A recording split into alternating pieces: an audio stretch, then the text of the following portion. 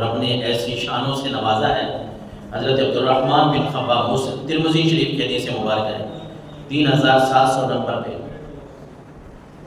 حضرت عبد الرحمن بن خباب کہتے ہیں قال شہدتہ النبی صلی اللہ علیہ وسلم وهو يحث على جيش الاسرى۔ حضرت عبد الرحمن کہتے ہیں میں حضور کی بارگاہ میں بیٹھا تھا، حضور علیہ الصلوۃ والسلام صحابہ کرام کو غزوہ تبوک کے موقع کی بات ہے، جیش الاسرہ جسے کہا جاتا ہے۔ حضور سرکار دو عالم صلی اللہ علیہ وسلم لوگوں کو جیش الاسرہ کے لیے، اس تبوک کے مقام پہ جانے کے لیے، اس غزوہ کے لیے جو مال و متاع چاہیے ہوتا ہے، ساز و سامان چاہیے ہوتا ہے، حضور اپنے صحابہ کرام کے سامنے تقریر فرما رہے ہیں، لوگوں کو سمجھا رہے ہیں، جہاد کے فضائل بیان کر رہے ہیں، اللہ کے راستے میں مال خرچ کرنے کے فضائل بیان کر رہے ہیں، یعنی حضور علیہ الصلوۃ والسلام صحابہ کرام کو شوق دلا رہے ہیں۔ حضرت عبد الرحمن کہتے ہیں فقام عثمان بن عفان، حضرت عثمان بن عفان رضی اللہ تعالیٰ عنہ کھڑے ہو گئے، عرض کرنے لگے یا رسول اللہ صلی اللہ علیہ وسلم علیہ مئۃ بعیر باحلاسها واقطابها فی سبیل اللہ۔ اے اللہ کے نبی اس غزوہ کے لیے، حضرت عثمان کھڑے ہو کے اللہ کے نبی کے سامنے عرض کر رہے ہیں کہ اللہ کے نبی اس غزوہ کے لیے میں عثمان یہ اعلان کرتا ہوں کہ 100 اونٹ ومع ساز و سامان میں اللہ کے راستے میں دوں گا، 100 اونٹ ومع ساز و سامان میں رب کے راستے میں دوں گا۔ اور پھر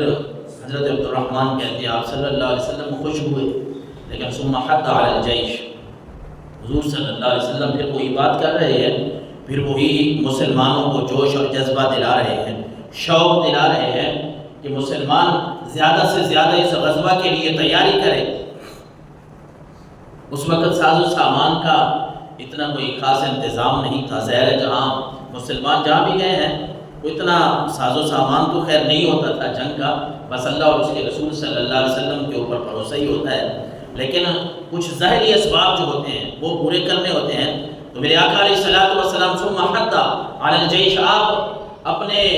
صحابہ کرام کو، اپنے لشکر کو تیاری کروا رہے ہیں، ان کے سامنے گفتگو فرما رہے ہیں۔ فقام عثمان بن عفان، حضرت عثمان دوسری دفعہ کھڑے ہوئے، عرض کرنے لگے یا رسول اللہ علیہ مئتا بعیر باحلاسها واقطابها فی سبیل اللہ۔ اے اللہ کے نبی پہلی دفعہ 100 اونٹ کا کہا، آپ کہہ رہے ہیں اللہ کے رسول میں 200 اونٹ بما ساز و سامان رب کے راستے میں خرچ کروں گا۔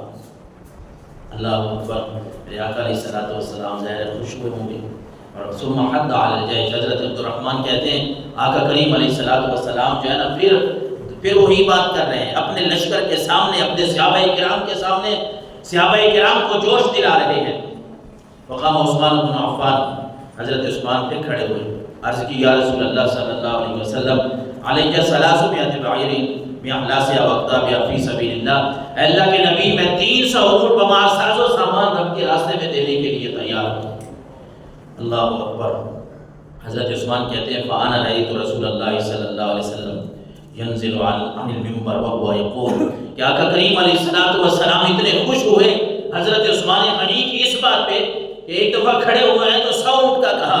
دوسری دفعہ کھڑے ہوئے 200 اونٹ کا کہا، تیسری دفعہ کھڑے ہوئے تو 300 اونٹ کا کہا۔ اور جو محبت والے لوگ ہیں انہوں نے لکھا ہے کہ اس کا مطلب یہ نہیں ہے کہ صرف انہوں نے پھر 300 اونٹ دیا ہوگا، بلکہ حضرت عثمان غنی وہ آدمی ہیں جنہوں نے سب کچھ جو ہے اسلام کے نام پہ لٹا دیا۔ انہوں نے اگر 100 اونٹ کا ہے تو 100 دیا، پھر 200 کا ہے تو مطلب ہے 300 ہو گیا، اور پھر 300 کا ہے تو مطلب ہے 600 ہو گیا۔ تو محبت کا تقاضا یہ ہے کہ انہوں نے 600 اونٹ جو ہے وہ اللہ کے راستے میں اللہ کے نبی صلی اللہ علیہ وسلم کی بارگاہ میں دے دیا ہوگا۔ لیکن اللہ کے رسول صلی اللہ علیہ وسلم حضرت عثمان غنی کے اس جوش اور جذبہ پہ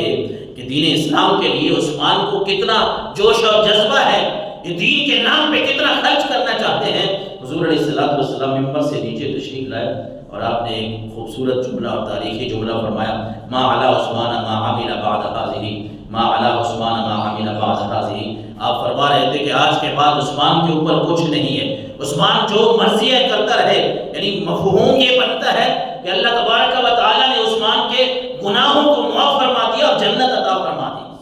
آج کے بعد عثمان کے لیے پہلے بھی ہدایت کے راستے کھلے ہوئے ہیں، لیکن آج کے بعد عثمان کے لیے اللہ تعالیٰ ان راستوں میں کشادگی عطا فرما دے گا۔